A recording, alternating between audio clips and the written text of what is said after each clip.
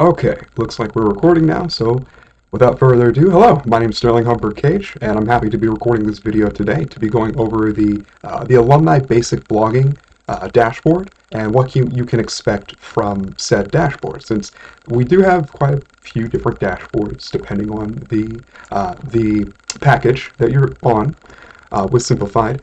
But just in this particular case, we're going to be taking a look at the basic alumni blogging dashboard. So without further ado, let's get started. So first here we're going to be able to get an idea and take a note of what we are working on each month in terms of the blogs. Generally it's going to be 2 blogs each month that we're optimizing. Of course, there might be things that come up in the meantime. Maybe there's one month where we can't do anything like that, so we might need to go ahead and create some kind of backup plan or something along those lines. And so here is where we're going to be able to record that, keep track of all that. On the right side here, this is where we will also be able to record any really substantial notes or things we might need to keep in mind going forward, or any other updates that you might have regarding either yourself or the practice. And so whenever it comes to what we're doing for the basic alumni blogging, essentially it's going to come down to the keyword research, including meta descriptions, optimizing photo, alt text, and alt titles. Then, of course, potentially adding some more images to the blogs if we don't already have 3 of them there.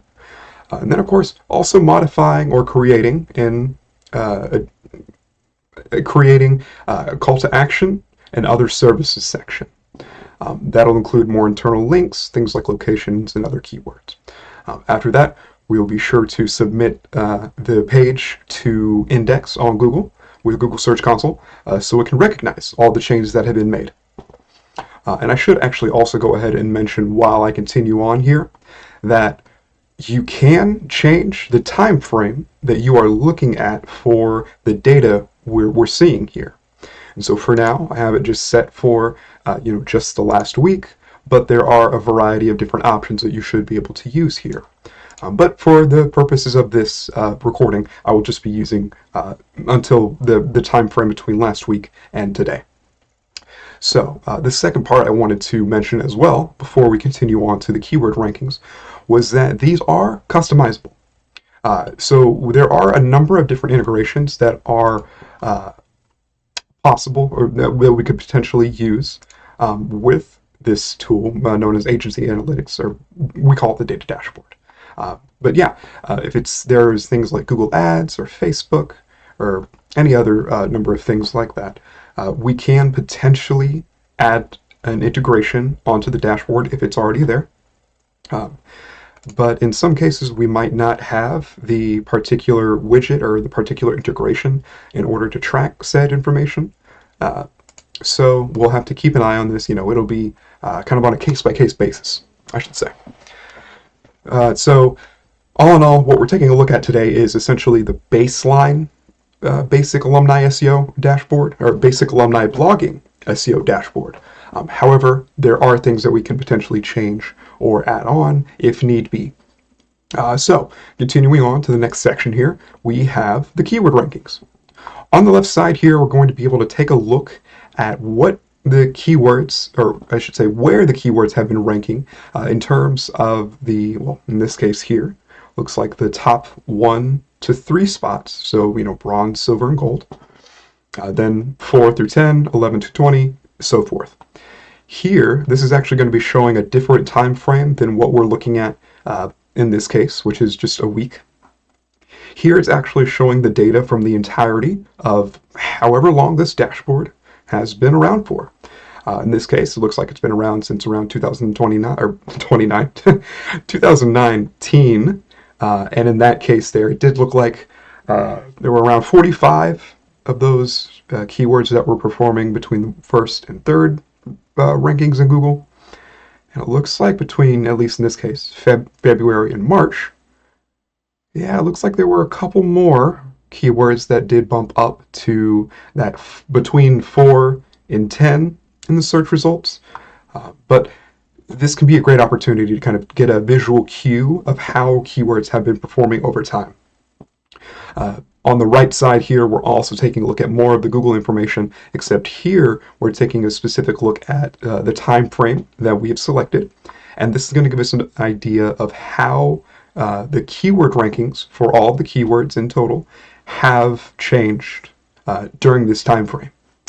And so if we actually go here to the left where it says SEO, it should give us a drop-down menu where we can go ahead and take a look at the rank tracker.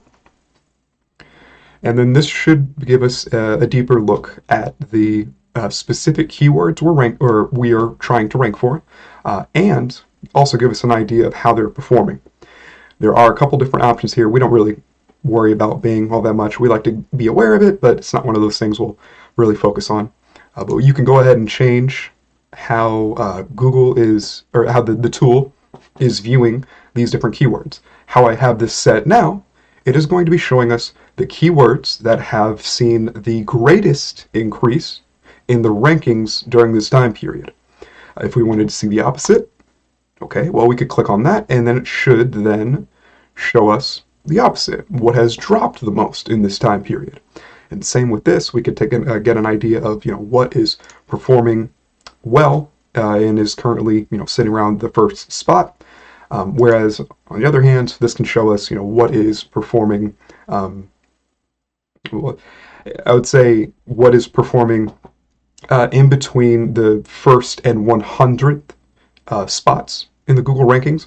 Whenever we have not found, as it says here, that's essentially just telling us that we can't find this keyword in the rankings past the first 100 results.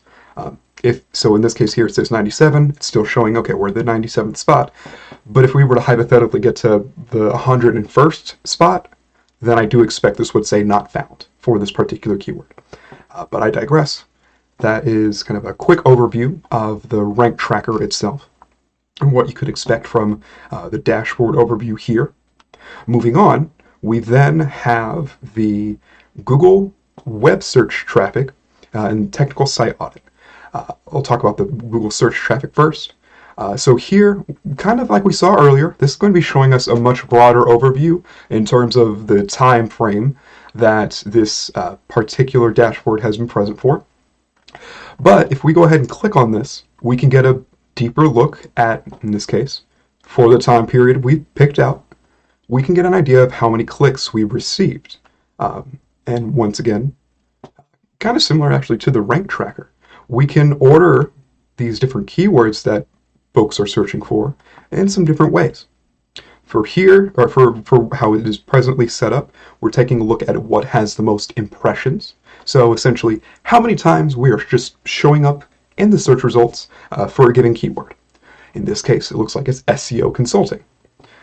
Okay, so we're showing up around 2,200 times for that, but it looks like the average position of where we are in the search results is around 22. So since Google usually has the first 10 or so results on the first page, then 11 through 20 on the second page, this would tell me we're probably at the very top of the third page, if not towards the bottom of the second page. And so this actually helps explain why we are not getting that many clicks based on the number of impressions we're getting. We're showing up a lot for it, but we're not really getting any clicks for it. Well, we're kind of buried in the search results, and so I do think that helps describe why we're seeing this here. And I think this also serves as sometimes a pretty good opportunity to take a look at other keywords we might not yet be focusing on, in order to get an idea of what folks are searching for, what might we be able to capitalize on, as long as it is in line with the main goals of your practice and what you're wanting to focus on.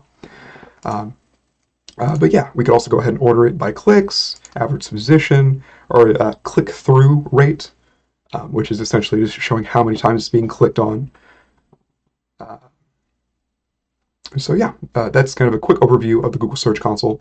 One other thing I did want to point out as well was that you can also take a look at what pages are performing the best in the given time frame you're looking at.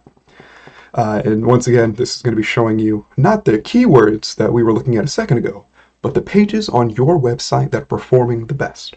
In this case here, it looks like in this case, our homepage is getting the most impressions. And then for clicks, our own page is getting the most clicks. So that's a quick overview of the Google Search Console itself. Next, we have the technical site audit. And this is going to give us a kind of a snapshot, a rough snapshot of what errors are present on the site and what critical errors are potentially there as well. In this case, it looks like the last snapshot was run on the 7th of October. And so we're going off the data from that day, but we can always go ahead and perform a new site audit if need be. But in this case here, it does look like we have one critical error that I'll need to go ahead and potentially take a look at after I record this video. But then we have a couple different errors here. I should mention that whenever we're taking a look at the site auditor, in most cases, we are going to be mainly concerned with the critical errors that occur because those are going to have the biggest impact on things like site navigation and making sure that folks are able to go through the site without any issue. If we do have those issues, that'll be one of the things we want to potentially, maybe touch base during alumni office hours or send an email to your SEO specialist in order to try and get to the bottom of where these critical errors are so that we can fix them.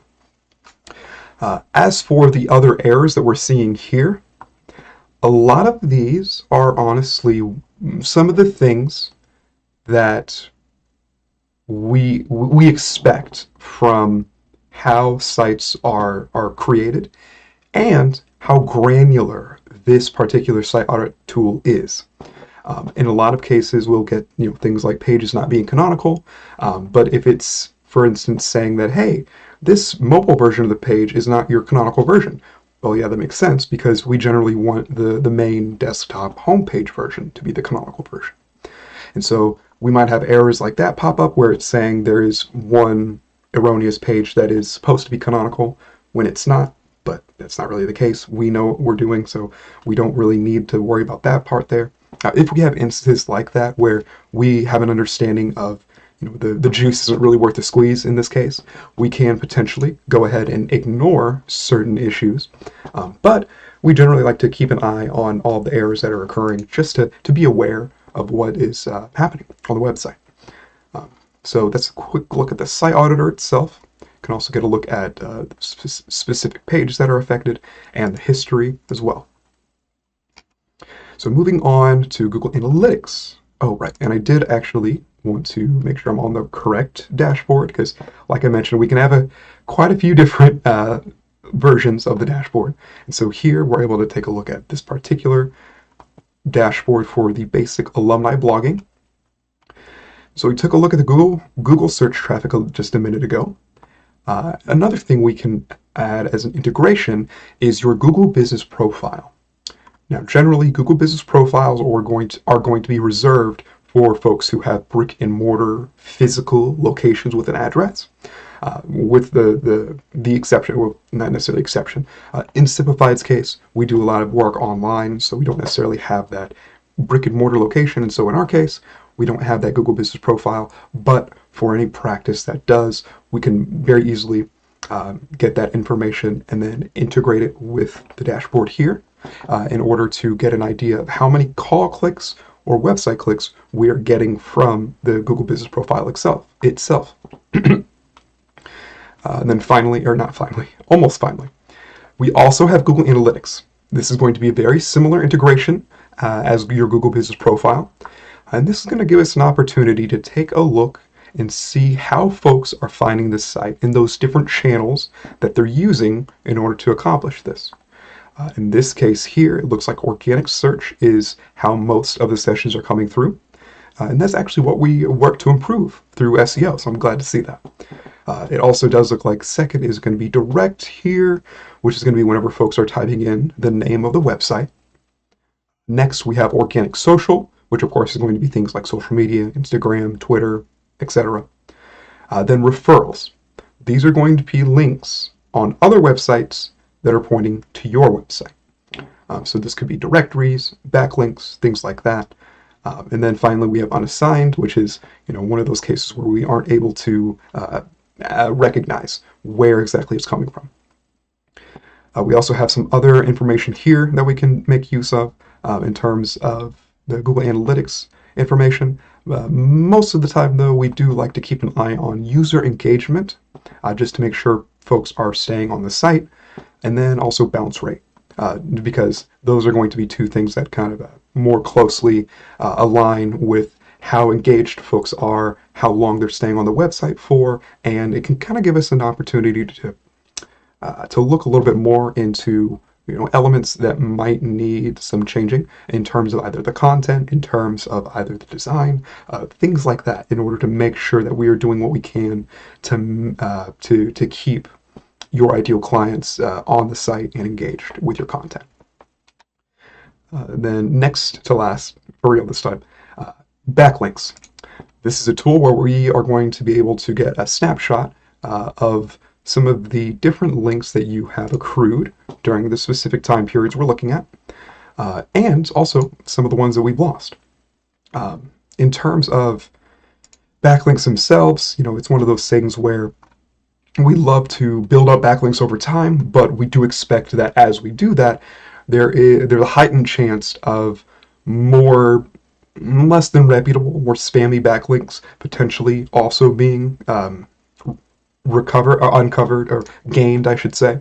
And so sometimes it might be a good idea to potentially do something like a backlink disavow, but this is one of those tools, one of a couple different tools actually that we would use to get an idea of all the different backlinks that are related to your site, so we can get a good view of which ones do we need to keep, which ones do we need to remove, which ones probably aren't hurting us at all, things like that.